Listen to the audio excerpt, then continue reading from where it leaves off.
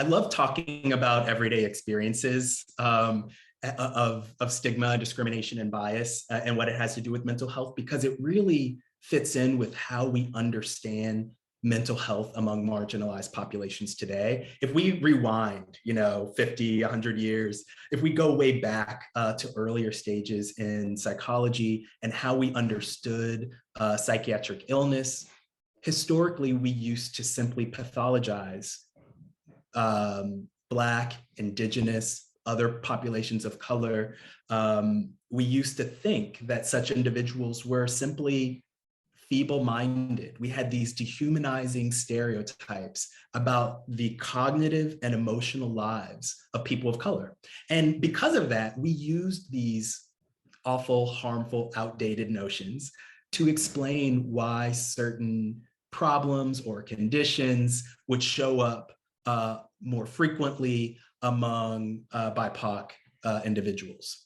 And the same is true for other populations as well. We saw similar false and biased notions about how women's minds and emotions work. We heard ongoing notions that if you weren't heterosexual or gender conforming, you were inherently someone with a pathology, that in and of itself was a form of pathology. You were a sexual deviant. And that was assumed that, well, since you have that pathology, there's no surprise that LGBTQ plus people have more psychiatric illnesses, right? That myth was pervasive for a long time in the history of psychology. Today, we have a very different explanation.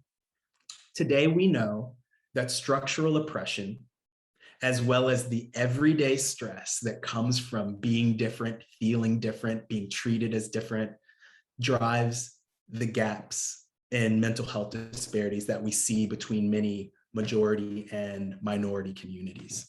And the truth is that the small everyday experiences that we have of bias and microaggressions, stereotypes of being rejected, even some of the ambiguous situations where one is not sure if it's because of their BIPOC identity or not. These little things, if chronic and if not adequately coped with, can add up, and they lead to a chronically elevated level of stress. And what we know about stress is that stress is a gateway, it's a pathway to so many downstream problems with health. Not only mental health, but also sexual health, physical health, disease risk factors, even in some cases, how quickly illnesses and diseases progress. So stress is really problematic, and these little everyday experiences of identity-related slights and rejections are certainly stressful. I also want to acknowledge that in addition to these everyday little moments, some people actually also have really big moments, really major, challenging, even traumatic events that are related to an aspect of who they are, such as experiencing an act of hate or violence based on a salient aspect of their identity. And one example of that, I worked for many years with veterans who faced major traumas while in the military that were based on their race or their religion or their LGBTQ status.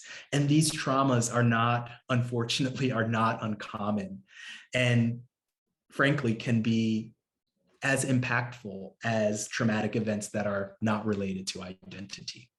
So these are just some of the ways that I think about everyday experiences, whether they're big or small, how they can shape mental health. The one thing I'll add, though, is that so far I've talked about how everyday negative experiences shape mental health.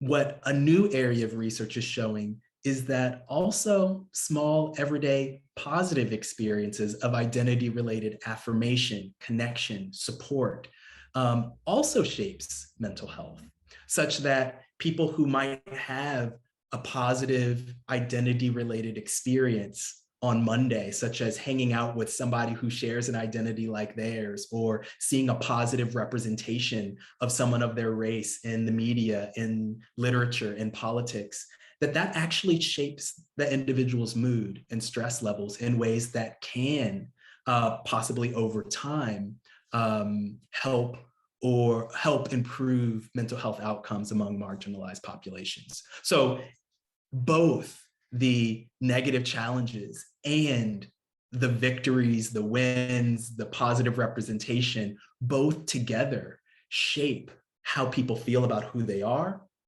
the levels of stress that they have, and ultimately how they fare with various mental health outcomes throughout their lives.